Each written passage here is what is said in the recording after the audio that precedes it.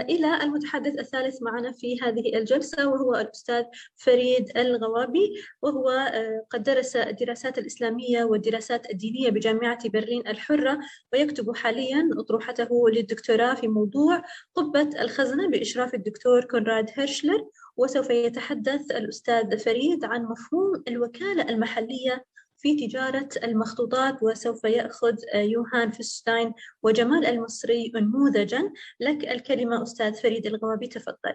Okay, let me just share my screen.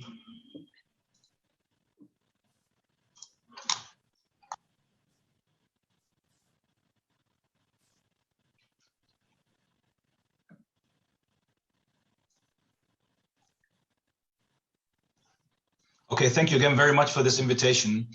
In this brief talk, I would like to present a small section of my PhD that I'm currently working on.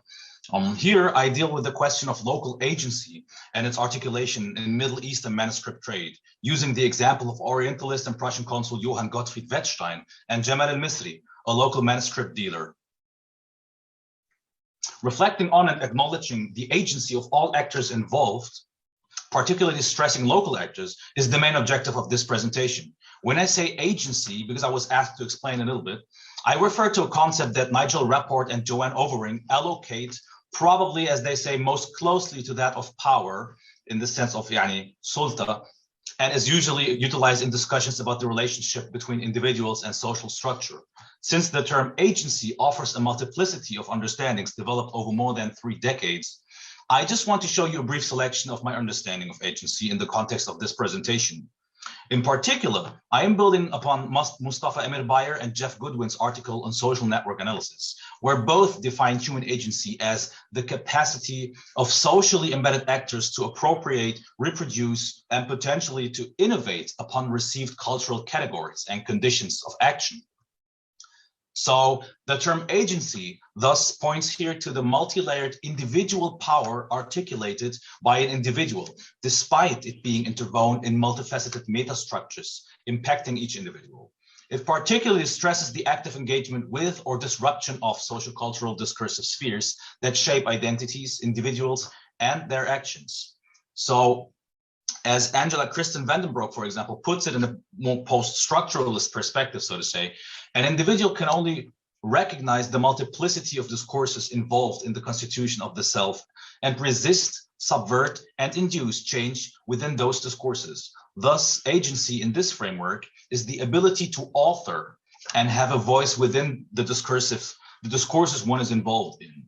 So it is the potential authorship or potential power of participation, so to say, and the capability of having an impactful voice that resembles agency as an act and, subjective-wise, as an actor in history.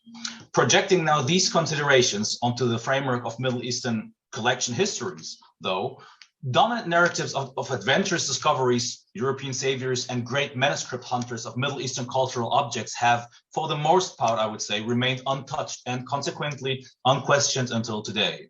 When asking for the protagonists of these transfer processes, one will highly likely find European actors as the collectors, the agents of acquisition, and former owners of Oriental, so to say, manuscripts who contributed distinctively to the richness of European collections, according to this narrative.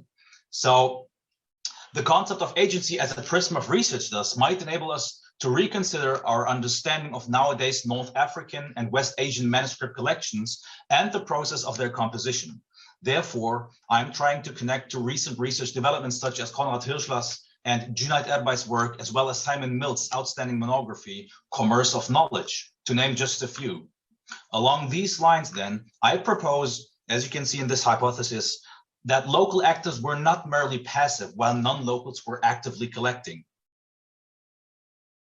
Instead, I argue that local manuscript dealers or brokers were actively engaging as gatekeepers of the material and thus partially shaping what we now have in non-local libraries and museums.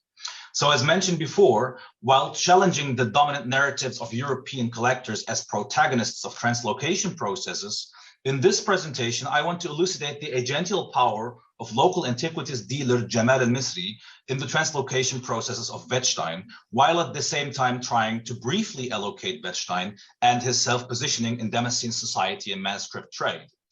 since local manuscript dealers of the 19th century Bilad al-Sham are very rarely mentioned by name, let alone the interaction with them is depicted in historical sources. This brief analysis might offer an intriguing insight into the negotiation processes between Arabs and non-Arabs of 19th century manuscript trade. In doing so, I want to highlight al-Misri's agency, as mentioned before, and ultimately argue that he, like many other unknown local actors, helped shape the emergence of contemporary manuscript repositories.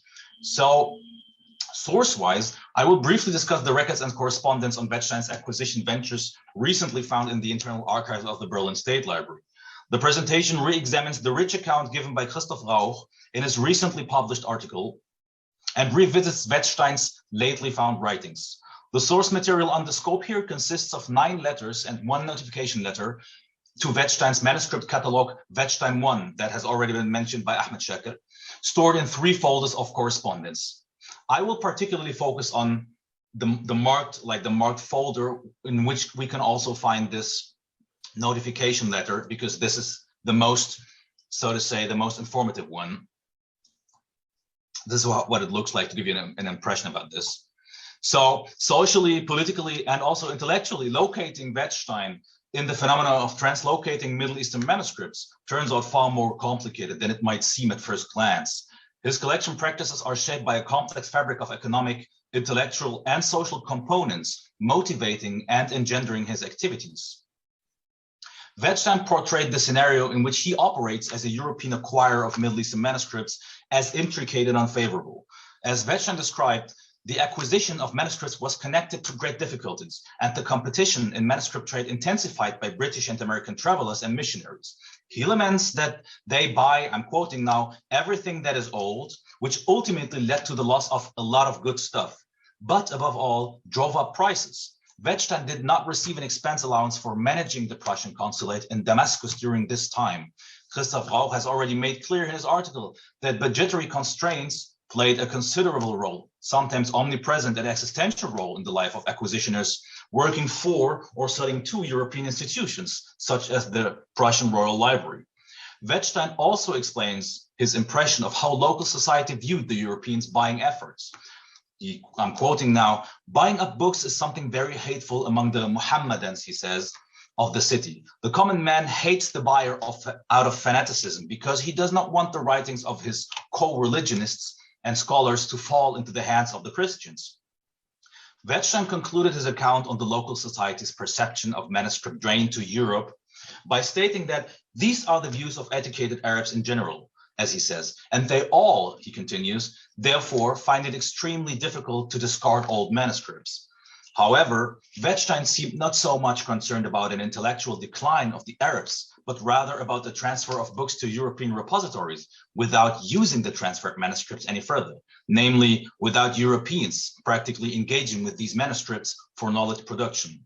Wetzstein made this point explicit by saying that, I'm quoting now, "thousands of these manuscripts will remain unused or badly used in the Bodleiana, the British Museum, the Paris and Vienna Library until their eventual demise." Implicitly then, Wetzstein considered Prussia a place where manuscripts were properly curated, looked after, and most importantly, where they still served a practical purpose, elevating himself above his competitors' home countries and institutions. It is this tragic scenario of Damascene locals mourning about their loss of cultural artifacts and nefarious British and American agents manically buying manuscripts in which Wetzstein located himself, a constellation in which a man, as Wetzstein says, with the exact knowledge of the printed and unprinted Arabic literature already present or still missing in our libraries, and who occupies a position in the city like the undersigned, he's obviously referring to himself, is required to take up the task of rightfully and skillfully collecting cultural artifacts. Corresponding to this narrative then, in the notification letter, Wetzstein's self-positioning in and familiarity with Damascene society were the distinct parameters that enabled and, so to say, according to his narrative, legitimized him to acquire manuscripts despite the problematic situation he was facing in Damascus. He had been in Damascus for 3 years now, since the notification letter is dated 1852, and considered himself an expert and connoisseur of local society. Wetzstein had active contact with the Greek Catholic Melkite priest, for example, Anton Boulad also, who was also a book and antique dealer and through whom Wetzstein also tried to sell printed books from Europe or Prussia to Damascus. So this self-localization is further stressed by his account of the relationship with a local manuscript dealer he mentioned by name in his notification letter, Sheikh, as he calls him, Jamal al-Misri. According to Wetzstein, al-Misri was a book and antique broker who had been in the business for 40 to 45 years. Wetzstein does not inform us where he met or got to know the only Muhammadan, he says, who trades with us for money for the first time, but gives a fairly detailed but also derogative description of al-Misri, saying, and I'm quoting now, every European who has made purchases in Damascus knows this strange old man, a curious figure of trustworthiness and mischievousness, calm and affected rage. He is ugly, dirty, torn, greedy, and yet very wealthy, despises the prejudice of not trading books with Europeans. So Wetzstein further explained that the Sheikh is known to falsify the titles of books, their age, etc., so that he gives a worthless book the title of a famous one and a copy the age of half a millennium. Al-Misri never revealed the sources providing him with manuscripts. Wetzstein, however, was convinced that everything he bought from the Sheikh was legitimately collected and not stolen, as how Wetzstein says, which even his enemies assured me, of which he naturally had quite a few. To a similar degree of detail, Wetzstein illustrates the procedure of negotiating and handing over the manuscripts. Al-Misri usually brought his material in a sack to Wetzstein in the evening in the dark and left immediately so that no one could see the handing over taking place. After Wetzstein could have a first look at the manuscripts al-Misri garnered, the Sheikh visited Wetzstein directly at his house in the Turkish quarters to negotiate the transaction at a second meeting. After having his Jamal pipe, as Wetzstein calls it, and a cup of coffee offered by Wetzstein, the discussion for prices, quality, and value of the manuscripts in question could start. If we believe Wetzstein, al-Misri must have been eager to praise what he brought for Wetzstein, swearing, and now I'm quoting, by the head of this and that person 10 times a minute, not infrequently also by the life of his graybeard. So, in accordance with a special agreement between Wetzstein and al-Misri, the Sheikh had to show each manuscript he acquired to Wetzstein first before offering it to other Europeans. In return, Wetzstein had to pay al-Misri 1 Turkish piastre for each manuscript he could inspect, regardless of whether he bought it later or not. Here we can already see that he did not just let Wetzstein act and write on unsold manuscripts as he pleased, but that al-Misri installed an economic gate fee, so to say, for Wetzstein. Wetzstein got the approval of that fact of marking material when he considered the manuscripts he recognized in the hands of missionaries and other European actors, because by far the largest part of the manuscripts that he saw at the missionaries had the black mark on the first page, which he had imprinted in every book, for which he paid 1 piastre. The information Wetzstein provided here implies the existence of probably several hundred or thousand manuscripts bearing a Damascene provenance we do not know about yet. Anyhow, this account still offers some useful insight into Wetzstein's collecting practice, considering the material logic and the ubiquitously lurking financial pressure he must have been facing in his first 3 years. Wetzstein was systematically looking for manuscripts that would not only be interesting for his own intellectual needs. Rather, he must have been searching for those manuscripts still missing in the collections of the Royal Library of Prussia that fit into their profile. Moreover, then, his mark enabled him to keep an overview of what other acquisitionists bought and found valuable, while knowing that he already obtained, of course, from his perspective, the most valuable material. So, as actively Wetzstein was delving into the Damascene society by marking manuscripts and networking into the Middle Eastern book trade, so was the Sheikh Jamal al-Misri articulating his agential power. According to the source on the scope here, there is no indication of Wetzstein explicitly telling al-Misri what sort of manuscript he should put in his sack for the Prussian consul. Rather, it seems like al-Misri decided by himself which Arabic manuscripts to present to Wetzstein. Conversely then, the Sheikh was narrowing down the spectrum of material purchasable by Wetzstein, a crucial detail that implies a filtration process carried out by al-Misri beforehand. There were several factors that came into play when an antiquities dealer gathered material for his professional activity, such as the material available and purchasable, the economic and social capital of a dealer and his network of agents. It was thus highly likely that most of what al-Misri acquired was previously owned by local actors too. As Rauch already notes, and also Ahmed Shakir already referred to, the description of the Sheikh's activities corresponded to what the Syrian journalist and historian Muhammad Kurd Ali reported of a local bookseller who went to the houses, I'm quoting now, of some scholars of Damascus, just as he used to go to the library overseers of madrasas at mosques, to buy from there all the books he wanted for very low prices and resell most of it. Most of the non-traditional and jurisprudential fields went to the then Prussian consul as cheaply as if they were white paper. So according to Kurd Ali's account, I cannot tell whether this bookseller is in fact al-Misri, but it really fits into this description. And also if he systematically stole books, whether he really showed all or most manuscripts to Wetzstein before offering them to other prospective customers cannot be verified here either, considering the underlying narrative of Wetzstein being the chosen one for collecting manuscripts in Bilad al-Sham of the 1850s.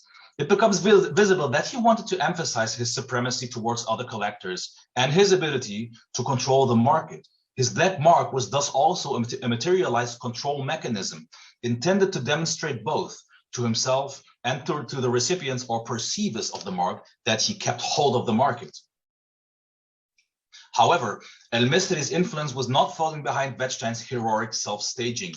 How important al-Misri must have been to Wetzstein's acquisition ventures can be illustrated by the agency that the Sheikh articulated upon the Prussian consul, for it was ultimately al-Misri who persuaded Wetzstein to move from the Christian quarters of Damascus to the Turkish quarter, since the Sheikh would not otherwise have sought him out. I'm quoting now Wetzstein. I had to move my apartment from the Christian quarter to the Turkish quarter, mainly because of him, because he did not dare to come to the Christian quarter, where the old graybeard with his curved back, full reddened figure, torn red coat, and big dirty sack with books on his shoulder was known by the whole world. Wetzstein further underlined the relevance of this manuscript dealer not only for him, but for most non-local collectors in the city of Damascus, stating that, as I said before, this man has become of some importance for our Arabic literature, insofar as at least 5/6 of all manuscripts purchased by Franks, he probably refers to Europeans in general, in Damascus for 40 years have been acquired solely through his mediation. So the consul's statement in the analyzed letters reflect the agential power of al-Misri as a force of compelling nature. If we believe Wetzstein, not only seemed he himself highly dependent on him, but also most other European collectors of his time. He was, as Wetzstein has framed it, known by the whole world. Additionally, he was not simply selling blindly everything to Wetzstein, but was trying to intervene actively in the negotiation process by claiming the status, relevance, or quality of a manuscript and posing indisputable conditions for the trading process. Like, as I said before, like Wetzstein moving to another quarter, in fact. So, as a result of al-Misri's actions described by Wetzstein, one might see how al-Misri pre-structured the material Wetzstein bought, how he set conditions, and how powerful and impactful his role must have been. So, in conclusion then, this small analysis of a few documents provides at least a little insight into a predominantly silent dimension of collection histories, I would say. At the very least, we can see from this example how influential and powerful a local actor like al-Misri could have been and how dependent non-local actors like Wetzstein were on them. We also see that Wetzstein framed himself as some sort of embedded connoisseur of Damascene book and manuscript society. At the same time, however, Wetzstein also makes no effort to document the provenance of al-Misri explicitly in his manuscript purchases, or precisely, that's what I mean actually, allocate the ones he got from al-Misri. The Royal Prussian Library did not pick up on this provenance note either, so that in the end, Wetzstein should be and remain the one we should thank for assembling a partial collection of the now Berlin State Library. Nevertheless, though, we might rethink our understanding and framing of the becoming of Middle Eastern manuscript collections, particularly in Europe. by acknowledging and stressing the active participation of locals involved in those manuscript transfers, we might be able to pay them the tribute they deserve for partially and actively shaping nowadays manuscript holdings in European and non-local libraries and museums. So in the end, the focus on local agency then aims at provincializing, to speak with Chakraborty, the socio-historical becoming of contemporary Middle Eastern manuscript collections, and it also wants to move beyond Eurocentric understandings and narratives of nowadays collections, museums, and libraries.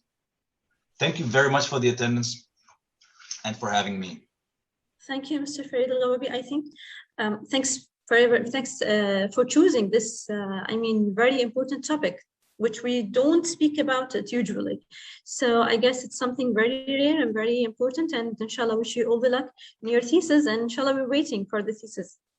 Thank you, Mr. Farid.